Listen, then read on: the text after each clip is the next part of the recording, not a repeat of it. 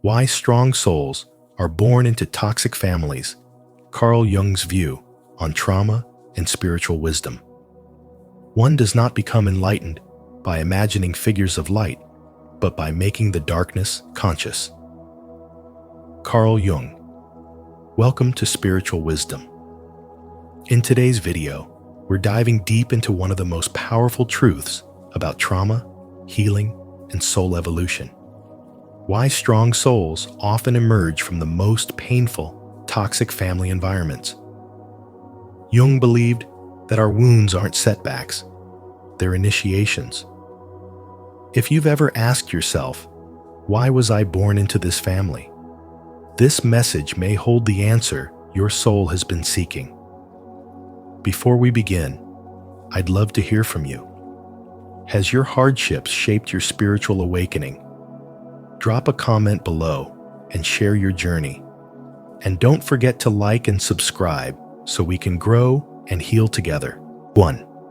Toxic families are not a mistake. They are a spiritual assignment. Strong, spiritually gifted souls are not born into toxic families by accident. They are assigned to them by the soul's higher intelligence. These families, marked by dysfunction, emotional volatility, or neglect, serve as the crucible in which inner strength, deep compassion, and spiritual vision are forged.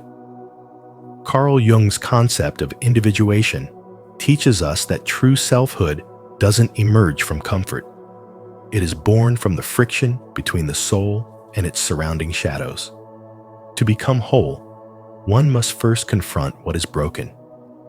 In many cases, the family becomes the first place where the soul is cracked open.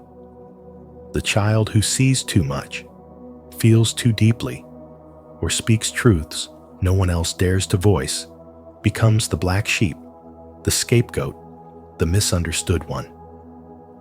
Yet within this painful misalignment lies the spark of transformation. These individuals are not meant to be absorbed into the dysfunction. They are meant to expose it, heal it, and rise beyond it. While others may be crushed by the weight of generational pain, the spiritually gifted learn to alchemize it. The suffering they endure isn't just personal, it's ancestral. Many of them are carrying not just their own wounds, but the buried grief, unspoken shame, and suppressed truths of those who came before them. They are sent not to repeat cycles, but to break them. And in this process, they develop spiritual muscles that no easy life could ever build. They learn to observe without absorbing, to feel without drowning, to speak without fear. Their trauma becomes a temple, a place where wisdom is carved into the bones. Spiritual wisdom of this kind can't be handed down. It has to be lived through. It's learned in moments of silence when no one comes to comfort you. It's earned by standing in truth when everyone else denies it. It's shaped by walking away from what's familiar to protect your peace. Over time, these souls become masters of intuition, clarity, and inner power. They no longer seek validation because they've learned how to trust their own knowledge. Jung said that the privilege of a lifetime is to become who you truly are, but that privilege often begins with pain. The pain of not fitting in, the pain of feeling unloved in the place that was supposed to nurture you, the pain of carrying emotions no one acknowledges.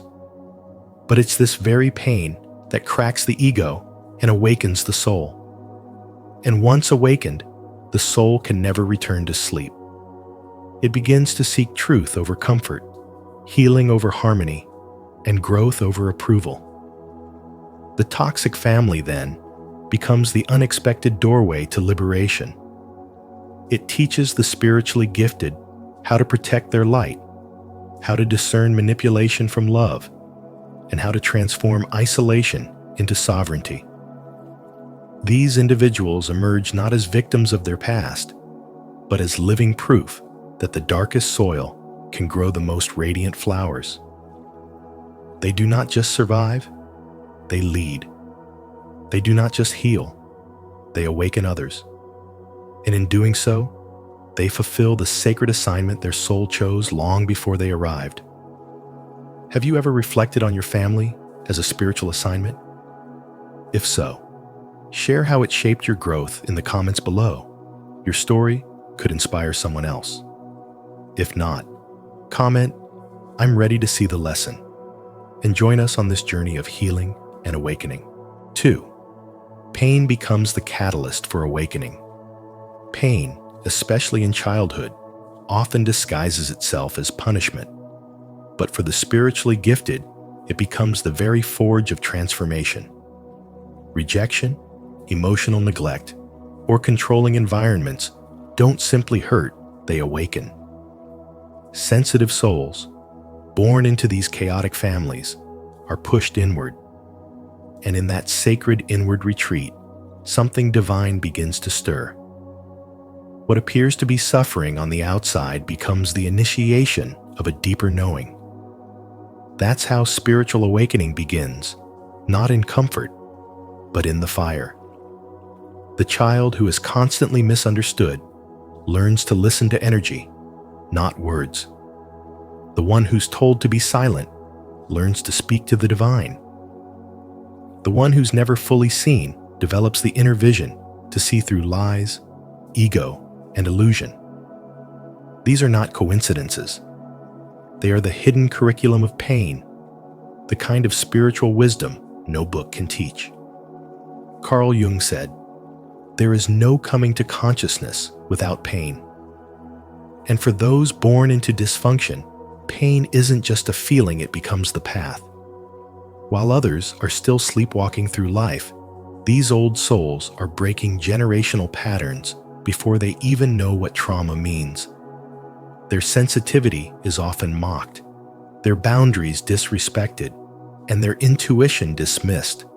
But that very sensitivity is their compass. Their pain teaches them how to feel everything and then choose what to carry. That's not weakness, it's alchemy.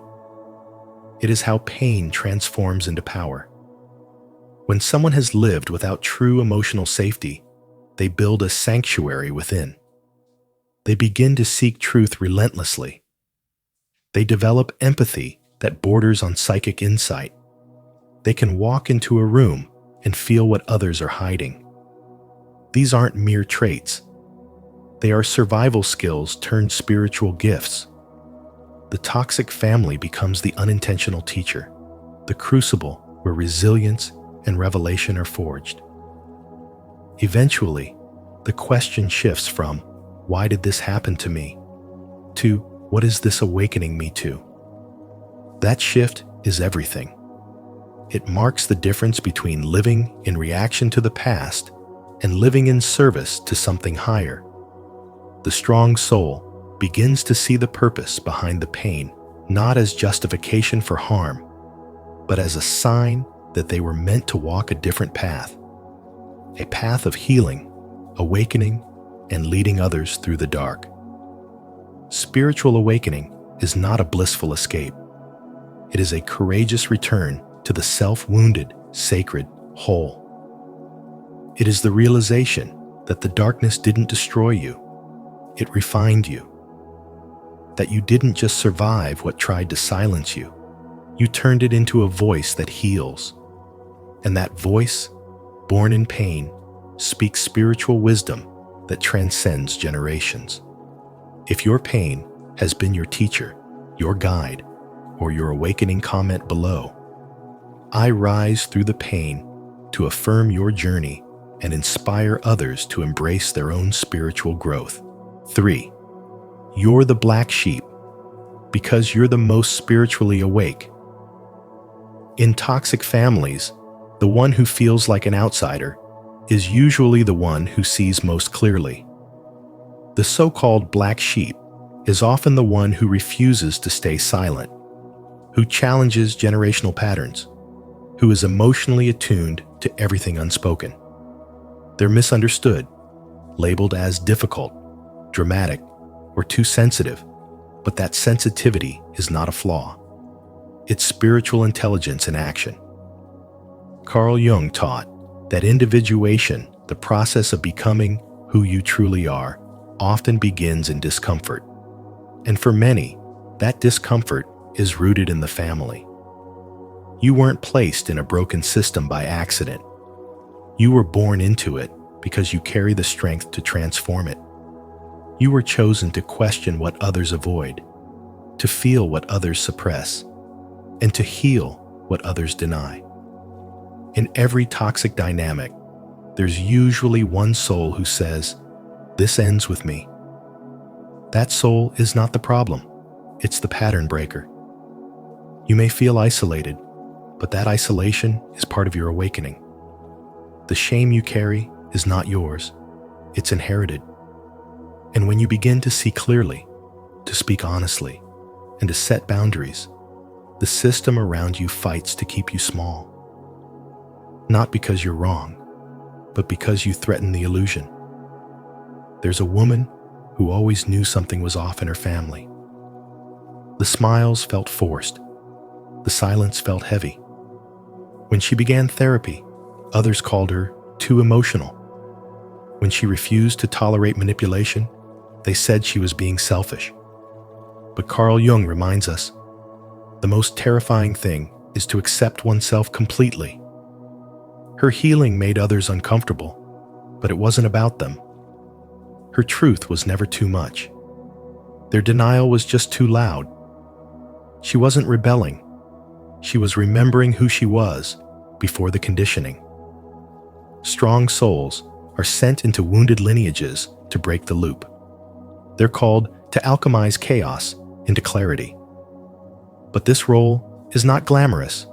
It's painful. You carry wounds that weren't yours, and you still find the courage to love. You've been told you're the problem, when in fact, you're the mirror.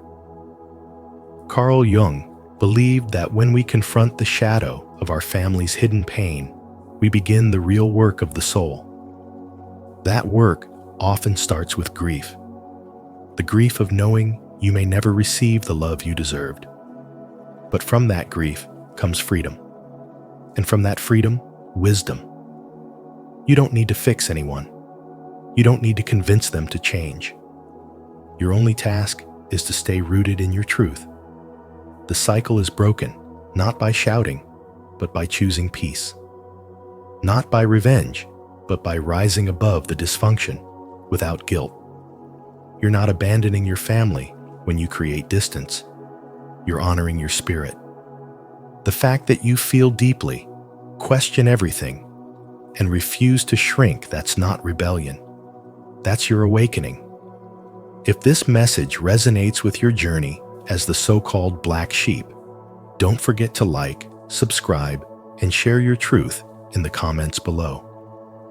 Let's keep awakening together. Your voice matters more than you know. 4. Spiritual immunity is forged through chaos. Living in a toxic family doesn't just hurt, it transforms you. It forces you to stop depending on applause from others and start listening to your inner voice.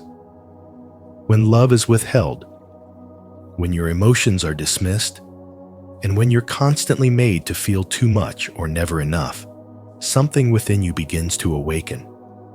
Not the kind of awakening that comes through peace, but the kind that is forged in fire.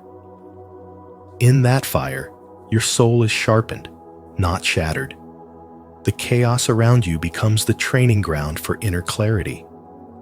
You begin to realize that the validation you craved was a distraction from your own power. Emotional pain becomes your teacher. And what it teaches you is this: not everyone who says they love you knows how to honor your spirit. In fact, those who reject your light are often at war with their own. But instead of shrinking, you start building invisible armor, not walls to shut people out, but boundaries that keep your soul intact. Carl Jung once said, "The privilege of a lifetime is to become who you truly are." But that privilege often comes through deep suffering. In families where dysfunction is normalized, your awakening begins in isolation. You're the one who sees through the facade. You sense the tension behind the smiles. You feel the unspoken wounds. And though you're made to feel like the problem, you carry the truth. That's why the scapegoat often becomes the seer. The rejected one becomes the revealer. Spiritual wisdom is not something handed to you. It is something you bleed for. In environments that should have nurtured you, but instead wounded you, you learn discernment. You begin to separate projection from reality, love from manipulation, empathy from emotional slavery. Slowly, you stop trying to save people who keep choosing to stay asleep. You stop explaining your intuition to those committed to misunderstanding it. You grow quieter, but more powerful. Boundaries become your sacred practice. No longer are you the emotional sponge for your family's unresolved trauma. You learn that self-abandonment is not love. You choose peace over performance. You choose truth over harmony when harmony is fake. You begin to live from your center rather than the chaos around you. That is spiritual immunity, your soul's way of saying, I know who I am, and I will not betray that knowing for anyone. Through pain, you earn clarity. Through rejection, you find self-respect. And through trauma, you uncover purpose. You no longer react to the noise, you rise above it. You don't need revenge. Your healing is enough. Your growth is your response. And while others remain trapped in cycles, you break them, not just for yourself, but for future generations. This is how strong souls are made. Not in comfort, but in contrast. Not in being protected, but in learning to protect themselves. And what they gain from that journey is not bitterness, but unshakable spiritual wisdom. The kind that cannot be taught in books, only lived through in fire. Do you feel that chaos has strengthened your spirit? If so, declare it boldly in the comments. My soul is forged in fire, and I rise. 5. You must use spiritual tools to survive and evolve. You were not placed in a painful environment to suffer. You were placed there to awaken. When love is scarce and chaos is constant, the soul either breaks or begins to remember its origin. And for strong souls like yours, remembrance begins with reclaiming your connection to the divine. The spiritual umbilical cord is not just a metaphor. It's your energetic lifeline. It's the invisible thread that connects you to unconditional love, even when no one around you knows how to give it. In moments of loneliness or rejection, close your eyes and visualize this golden cord extending from your heart into the heart of God, Source, or the universe, whatever name you give to the highest love. Feel it feeding you, reminding you that you are not alone, not forgotten, not unloved. You've always been connected to something greater than the chaos around you. But love alone is not enough when you're surrounded by pain. That's where shadow awareness comes in. Carl Jung taught us that people don't just act out their darkness, they project it. If you've been criticized, shamed, or blamed for things that never made sense, it's likely you are absorbing someone else's unhealed wounds. Shadow awareness allows you to step back from the drama and see clearly. Their anger is not yours to fix. Their pain is not your burden to carry. You begin to understand that many people fear your light because it exposes the parts of themselves they've tried to ignore. And so they attack, not because you are wrong, but because you remind them of the healing they've avoided. When you stop internalizing their projections, you reclaim your clarity and your spiritual awakening deepens. Then comes the sacred tool of boundaries without guilt. In toxic families, boundaries are often seen as betrayal. But the truth is, boundaries are your soul's way of saying, I choose peace. You don't owe anyone access to your spirit just because you share blood. Choosing distance is not a sign of hate. It's a declaration of self-respect. You can still love them, pray for them, and wish them healing from afar. The guilt you feel is not your intuition, it's conditioning. And when you break that conditioning, you don't become cold, you become conscious. Protecting your energy isn't selfish, it's sacred. It's how you create space for growth, for joy, for truth to return. These tools are not luxury, they are survival. And more than that, they are transformation. When you apply them consistently, you stop asking, why was I born into this? And start seeing, this is where I rise.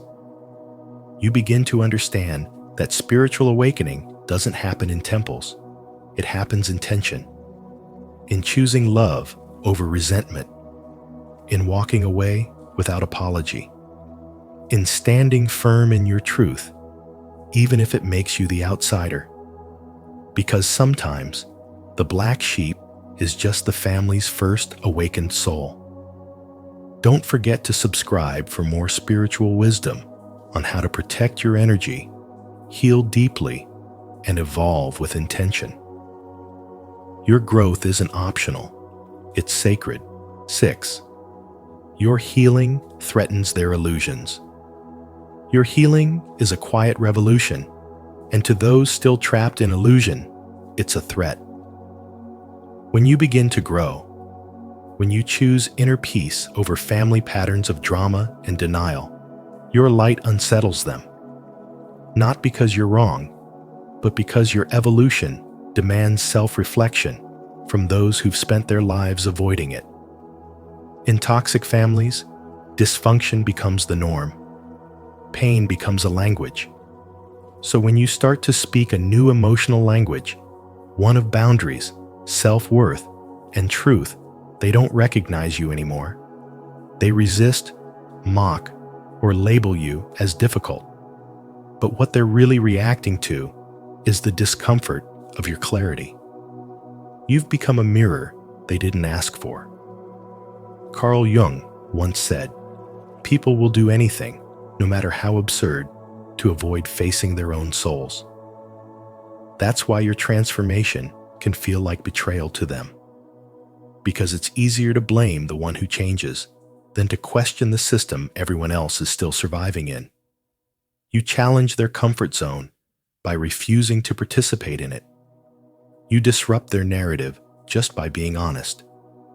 And the more you align with your truth, the more exposed their illusions feel. Imagine a family gathering where you no longer laugh at harmful jokes, no longer apologize for things you didn't do, no longer entertain manipulation disguised as concern. Suddenly, you're the problem. But you're not the problem. You're just not playing the role anymore. You're no longer available to be the scapegoat, the peacemaker, or the emotional sponge. And that, to them, is threatening. Because now, they have to face the void you've left behind, a void once filled by your silence. There's a story of a woman who began healing from childhood trauma. She didn't confront her family with rage. She simply stopped explaining herself. She started choosing peace. She started saying no. And slowly, the dynamic shifted. Her family grew colder. The emotional invitations stopped coming. But deep inside, she was freer than she'd ever been. Carl Jung called this process individuation, becoming whole, by embracing the parts of ourselves we were taught to hide. And sometimes, that wholeness costs us connection with those still addicted to fragmentation. You might notice that as you heal, your presence alone disturbs those who haven't yet begun. They might try to reel you back, and not out of love, but out of fear. fear of abandonment, fear of being left behind, fear of the unknown.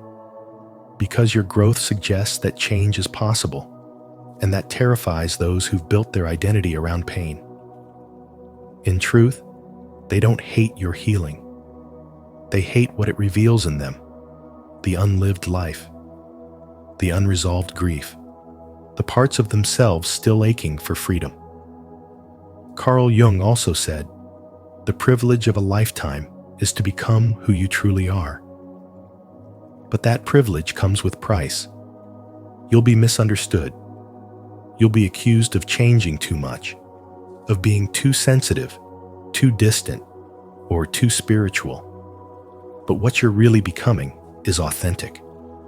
And authenticity in a false environment always feels like rebellion.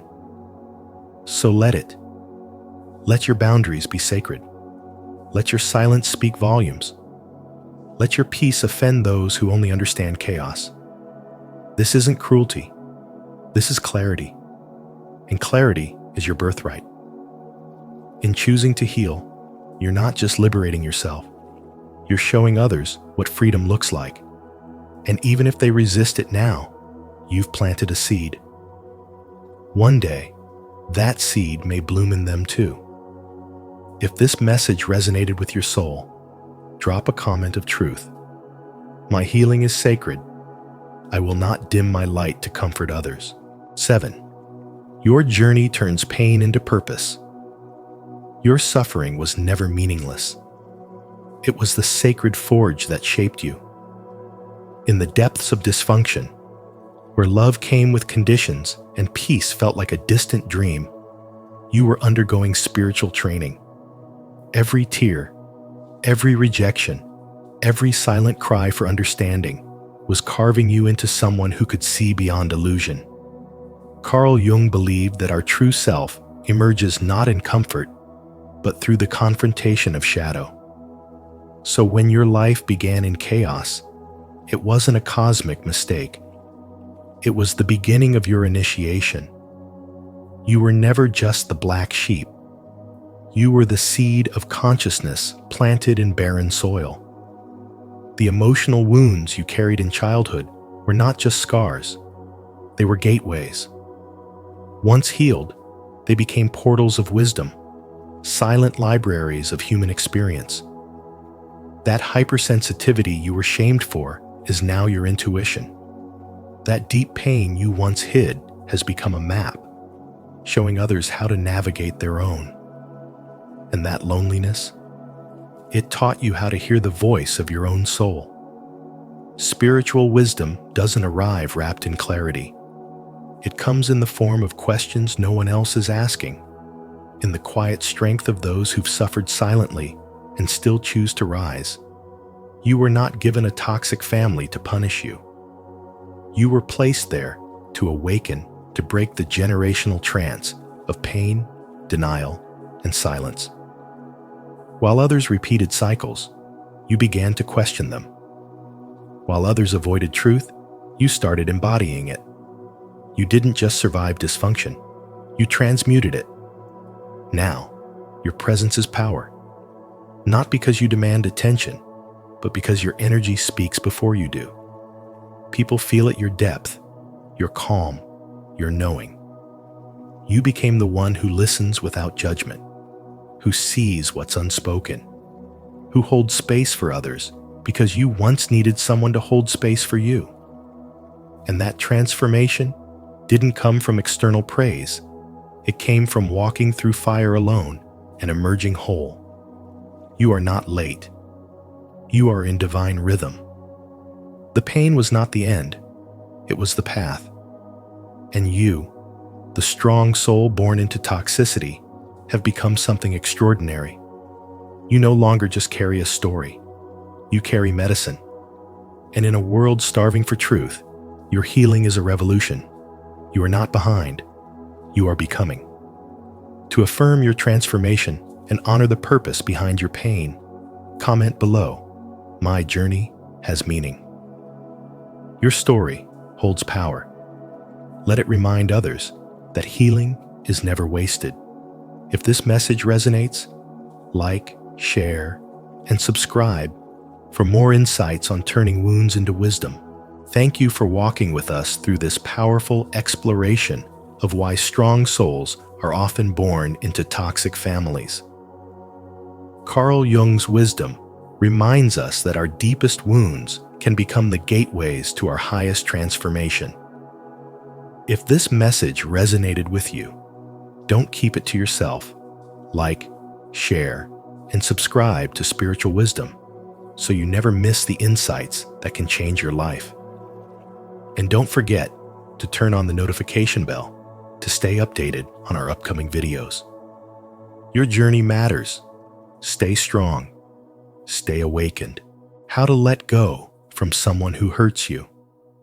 One of the most courageous decisions you'll ever make is to finally let go of what is hurting your heart and soul.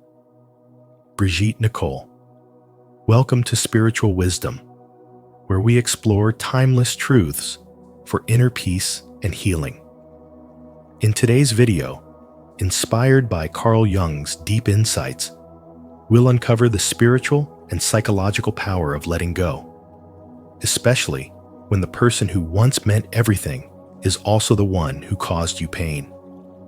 True growth begins not when we run from our wounds, but when we face them and choose freedom. As you listen, reflect on your own story.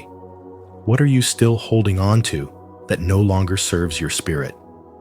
If this resonates, comment below. I choose to release and heal. Let's journey inward together. 1. You're not missing them. You're missing the projection. You thought you missed them, but what you truly missed was the idea of them. The version you created in your mind. The comfort you imagined they could bring. That version? It was never real. What you were attached to was the illusion, not the person. And that illusion was built from your unmet needs. Your longing to be seen, heard, chosen. Carl Jung explained that we don't just fall in love with people, we fall in love with what we project onto them. We see what we want to see. And when someone triggers our deepest wounds, our subconscious tries to heal through them, even if they're incapable of giving us what we need. That's not love. That's an emotional attachment to an internal fantasy. You didn't miss their coldness. You didn't miss their silence, their dismissive attitude, or the way they made you question your worth. What you missed was the potential. The version you imagined late at night, the what-if person. The one who finally made you feel safe, accepted, loved, without having to fight for it. But they were never truly that person. Not consistently. Not fully. Maybe not ever. It's a hard thing to face, that you were in love with a version of someone that only existed in your mind. But that realization, it's where your healing begins. Look at how we move through modern relationships. We meet someone during a time of loneliness, of stress, or transition, like Maya, who had just lost her job and was dealing with the weight of her father's passing. She met someone who made her laugh again, who listened, who offered the kind of connection she hadn't felt in years. She gave her heart quickly, fully, believing she had found her safe place. But as weeks passed, that person grew distant, cold. He was kind when it was convenient, absent when she needed him most. Still, she clung, because in her mind, he was the one, the savior, the soft place to land. But the truth was, she had built a home in someone else's emptiness. And when she finally left, she realized she wasn't mourning him. She was mourning the hope, the escape, the comfort she had projected onto him in the chaos of her grief. Carl Jung would say that Maya wasn't foolish. She was human. But the work of healing is to withdraw the projections, to see people as they are, not as we need them to be. So, when you feel that pang of longing, stop and ask yourself, What exactly am I missing? Is it their presence? Or is it the feeling of being wanted? The comfort of imagining a future where you finally feel whole. This is not weakness. It's a signal, a mirror, a chance to meet the parts of yourself that still ache for love. You don't need to erase the memory. You need to face the truth within it. Because once you see the illusion, you no longer chase it. You stop running after versions of love that hurt you. You stop confusing pain with passion. You begin to reclaim yourself. Carl Jung taught that everything we deny in ourselves, we project onto others. But when we make those unconscious patterns conscious, we stop calling it fate and start calling it growth. You are not broken for holding on. You are awakening by learning to let go not of them, but of the story you told yourself about them. And that shift changes everything. Have you ever realized you were in love with a projection, not the person? If this message resonated with you, share your experience in the comments. Your insight might help someone else wake up too. And if you're just beginning to see the illusion, comment below. I'm ready to see the truth. Let's heal together. 2. Painful attachments are reflections of unhealed parts. Your emotional attachment to someone who hurt you is not really about them. It's a mirror, a reflection of your own unhealed wounds. The relationship became a stage where your unconscious mind replayed old fears, unmet needs, and unresolved traumas. Every time you miss them, it's not necessarily their presence you long for, but the comfort you imagined they could bring, the love you thought they would give. It's not about who they truly were, but about what they represented.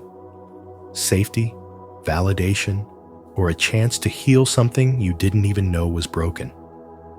Carl Jung reminds us that until you make the unconscious conscious, it will direct your life and you will call it fate. This is what you're living, not heartbreak, but awakening. What hurts the most is not the loss of a person, but the collapse of the illusion. You believed they would be the one to finally stay, to finally see you, to finally love you right. But they didn't. And that's the crack through which truth enters. The pain isn't punishing you. It's inviting you to look within. You're not just mourning them. You're mourning the version of yourself who still thought love had to be earned, who still believed emotional chaos was a sign of passion, who didn't yet know how to give herself the very thing she kept seeking outside. In spiritual wisdom, this is not a failure. It's a sacred mirror. The more intense the attachment, the more it signals a deeper emotional wound. You may have tried everything to let go, blocking them, distracting yourself, convincing your mind to move on. But the reason it doesn't work is because the pain doesn't live in your mind. It lives in your body, in your nervous system, in the little child within you who still feels unseen, unheard, unloved. That's who you're really aching for. That's who needs your attention now. Letting go isn't a mental decision. It's a full-body surrender. It's not about forgetting what happened. It's about finally facing what it revealed. This person didn't just hurt you. They triggered something that was already wounded. They exposed the part of you that you've kept buried under strength, pride, and survival. And that part is now calling to be healed, not ignored. You'll keep attracting people who poke at that wound until you finally give it what it's asking for: your love, your presence, your truth. So the work isn't to erase them from your memory. The work is to reclaim the version of yourself who thought you needed them to be complete. The work is to sit with your grief without shame, to feel the ache without judgment, and to let the tears become your medicine. In doing so, you transform pain into clarity. You realize that they were never the source of love you were. And now, with every step you take back into your own soul, you begin to rewrite the story. Because when you stop chasing someone to fix the wound and instead face the wound directly, you begin the true process of healing. It's no longer about holding on to what hurt you, it's about rising from it. The relationship was not a mistake. It was a mirror. And now, your job is not to get them back, but to get you back. This is the path of spiritual wisdom, where every heartbreak becomes a doorway, and every goodbye becomes a return to self. Do you see the reflection now? If this resonates with you, declare it in the comments. I am healing, and I see the truth within me. 3. Anxiety signals. Inner fragmentation, not just heartbreak. Anxiety isn't just about losing someone you care about. It's the alarm bell of a soul out of alignment. It's not always about heartbreak from the outside. More often, it's about the heartbreak within. The moment you began silencing your truth just to be accepted, the moment you started shrinking yourself to avoid disapproval, the moment you chose connection over authenticity, you didn't lose them, you lost you. And your body remembers. The tight chest, the racing thoughts, the fear that keeps you awake at night, these aren't signs of weakness. They are signals that you have betrayed yourself in the name of love, and now your spirit is trying to come back home. You may tell yourself that the pain comes from missing them, but deep down, what you really miss is the version of yourself who didn't yet know the cost of this kind of emotional compromise.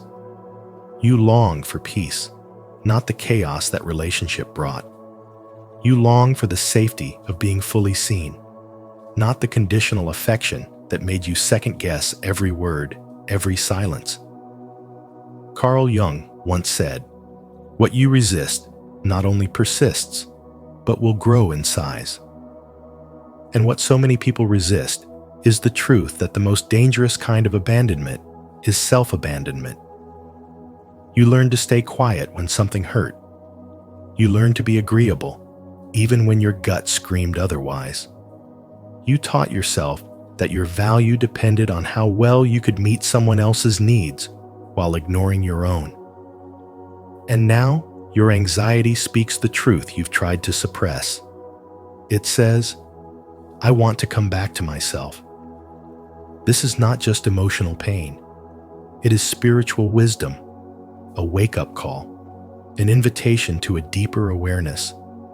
When you listen to anxiety without judgment, you'll discover it's trying to lead you to your spiritual awakening. In relationships that demand your silence, your flexibility, your constant fixing, you slowly begin to disappear. You wear a mask so often you forget your own face.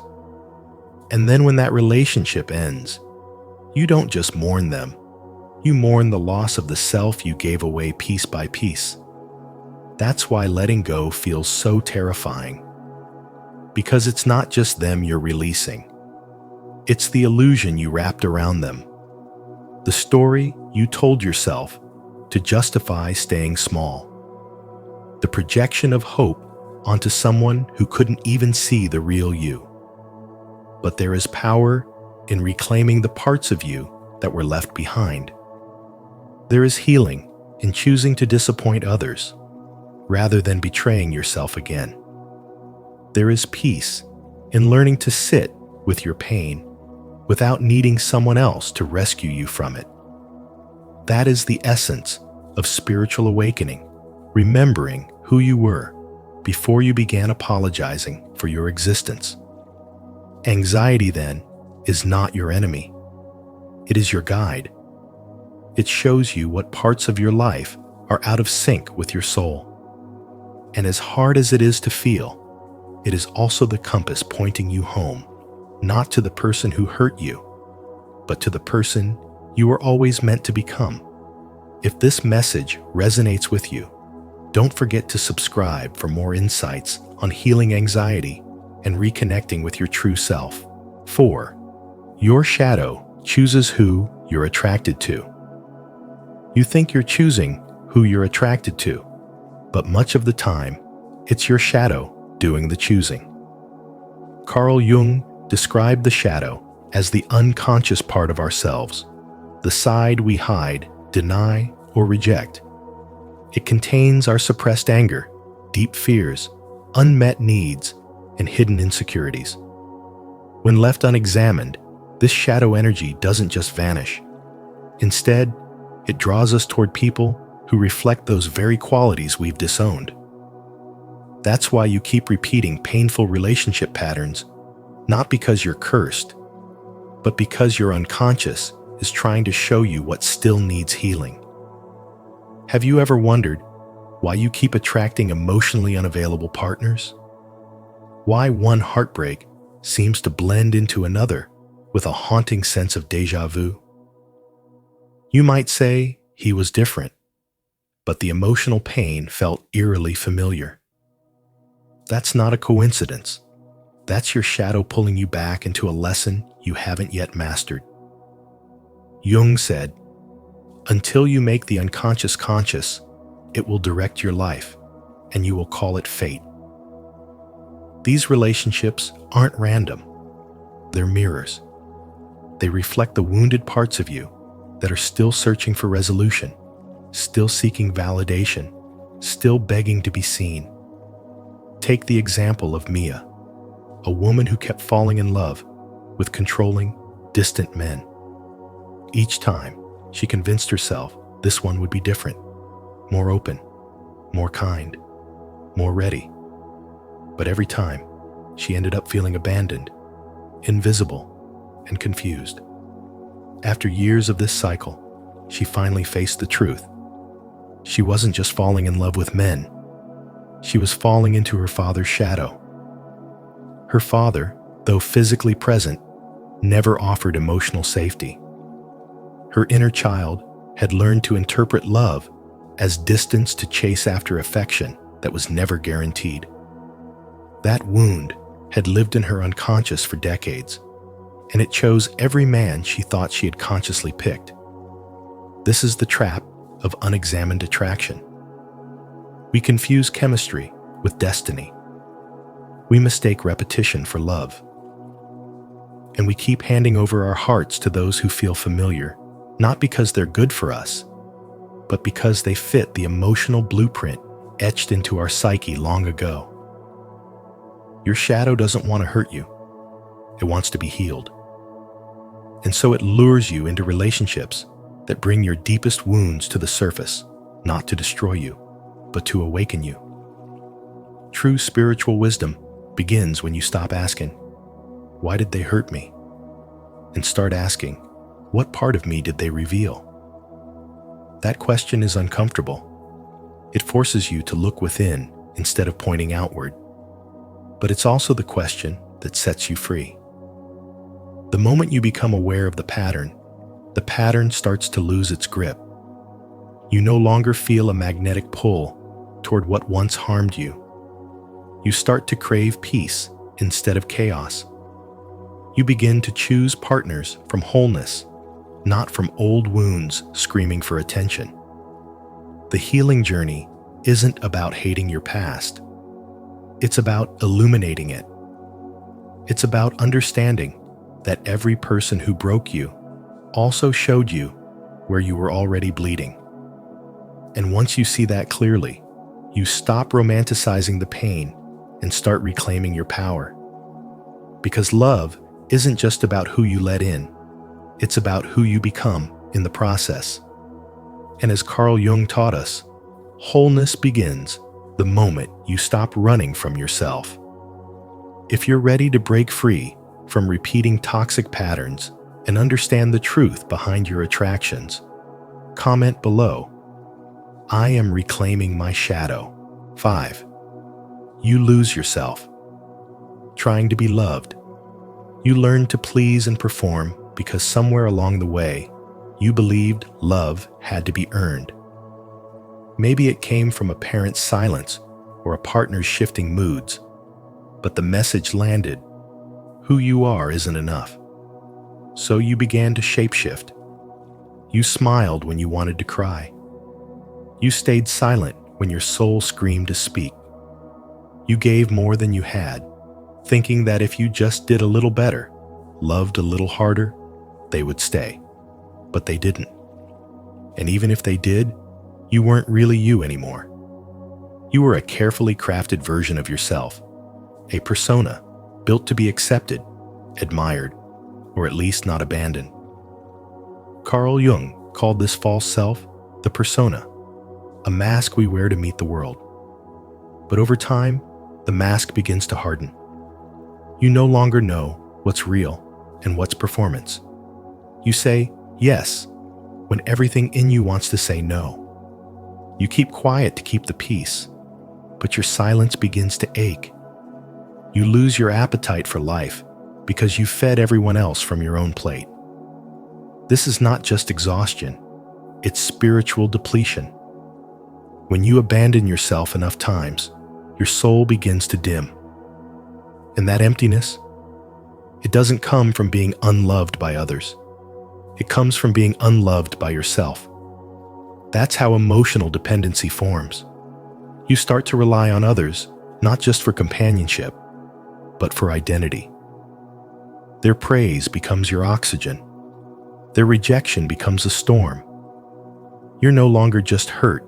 When someone leaves, you're shattered because you've built your sense of self inside someone else's approval. This is why it's so hard to let go. You're not just grieving the person. You're grieving the version of yourself that only existed in their presence. And now that they're gone, it feels like you are gone too. But underneath that loss is a deeper truth. You never really needed to become someone else to be loved. You just didn't believe the real you was worthy. And so, you abandoned your truth to gain connection, a connection that was never real because it required your disappearance. That ache in your chest isn't just heartbreak, it's the pain of being a stranger to yourself. The fatigue, the anxiety, the numbness, they're all signals from your spirit trying to bring you home. Spiritual wisdom teaches that healing is not about adding more, but remembering what's already within. It's not about proving your worth, it's about reclaiming it. You begin by paying attention to when you betray yourself. You begin by noticing how often you seek permission to rest, to feel, to take up space. And then, gently but firmly, you stop asking. You speak when your voice trembles. You rest without guilt. You show up as yourself, not perfect, not polished, but real. You stop performing. You start living. And little by little, the mask begins to fall. What's left is raw, honest, and often uncomfortable. But it's you. And the moment you choose to honor that self, not just in theory, but in practice, is the moment you begin to feel whole again. Because the people who are meant for you will never demand your silence, your sacrifice, or your self-erasure. They will meet you as you are no performance needed. And finally, you'll know. Love was never supposed to cost you you. Leave a like and subscribe to the channel. And don't forget to turn on the notification bell so you never miss content that helps you reconnect with your true self. Comment below, I am worthy of love just as I am. If you're ready to stop abandoning yourself and start living authentically. 6. Healing begins with individuation, reclaiming the true self. Carl Jung once said, "The privilege of a lifetime is to become who you truly are." Individuation is the sacred path back to that truth, not a reinvention, but a deep remembering. It's the process of peeling away the layers you built to be accepted and reclaiming the version of you that existed before the world told you to hide. This is not about perfection. This is about wholeness, embracing the light and the shadow, the strength and the softness, the wounds and the wisdom. Spiritual awakening is not a sudden light. It's a slow unfolding. And that unfolding begins when you choose to stop abandoning yourself. You learn to betray yourself in small ways to be loved, saying yes when you wanted to say no, staying quiet when your soul screamed for truth, shrinking yourself to make others feel comfortable. Over time, these tiny compromises formed an identity that no longer felt like home. The shadow, in Jungian terms, holds all the parts of yourself you denied to survive. Your anger, your sensitivity, your intuition, your power are buried not because they were wrong, but because someone once told you they were inconvenient. But the shadow does not stay buried. It shows up in your relationships, your fears, your repeating patterns, not to punish you, but to be seen.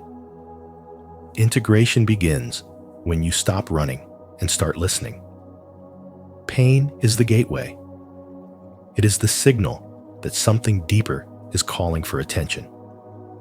When someone hurts you and you can't let go, it's often not the person you're clinging to.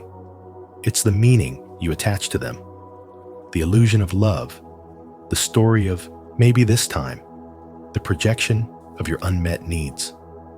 As Jung said, what we do not make conscious appears in our lives as fate. And so, until you face your wound, you will find it again and again, wearing a different face, speaking different promises, but repeating the same lesson.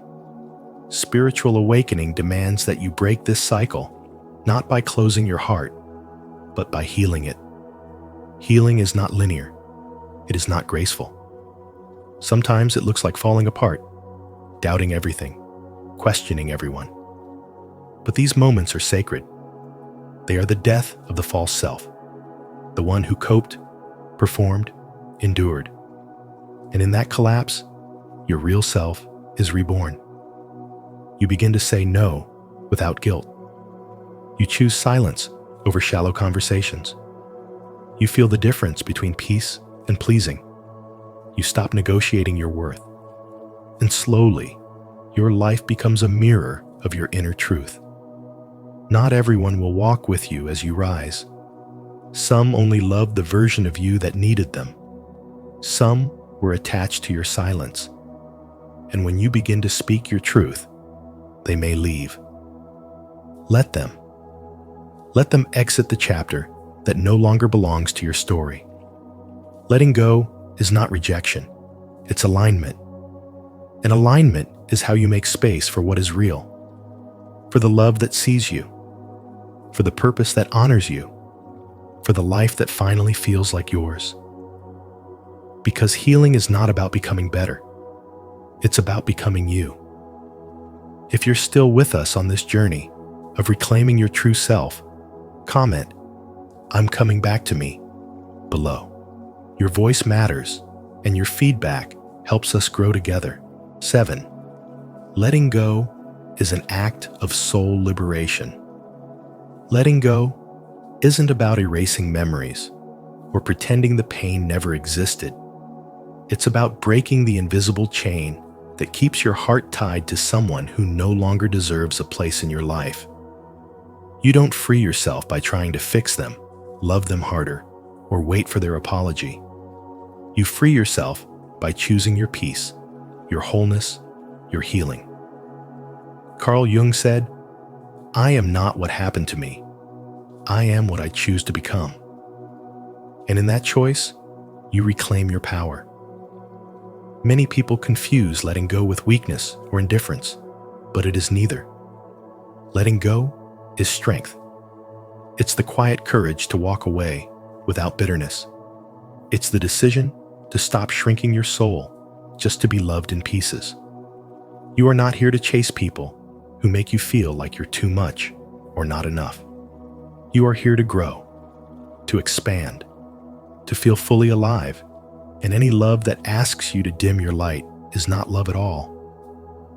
Carl Jung believed that the unconscious, if ignored, continues to repeat itself as fate. That's why you keep attracting the same kind of pain, the same emotional unavailability, the same silence after vulnerability. It's not just the person you're attached to. It's the inner wound you haven't faced. You don't miss them. You miss who you thought they were. You miss the dream, the comfort, the validation. You're mourning the version of yourself that believed you needed them to feel whole. Take Mia, for example, a woman who stayed in a toxic relationship far too long. Not because she didn't know it was hurting her, but because she thought love meant endurance. That suffering was part of the story. Only when she began healing did she realize she wasn't holding on to him. She was holding on to a childhood pattern, the belief that if she loved hard enough, she'd finally be chosen. But healing revealed the truth. She didn't need to be chosen by anyone. She only needed to stop abandoning herself. That's what letting go really is. It's choosing to no longer betray your own heart. It's walking away from emotional debt. It's looking in the mirror and saying, I deserve peace more than I deserve closure. Because sometimes closure never comes from the person who hurt you. It comes when you stop needing them to validate your worth. This is not about forgetting. It's about forgiving yourself for holding on too long. It's about understanding that loving someone doesn't always mean keeping them. Carl Jung taught that real healing comes through integration the moment you face your shadow, your wounds, your projections, and stop asking someone else to complete you. That is the moment you begin to awaken. And in that awakening, you stop surviving and start living. You begin to breathe without waiting for their message. You learn to smile without needing their permission.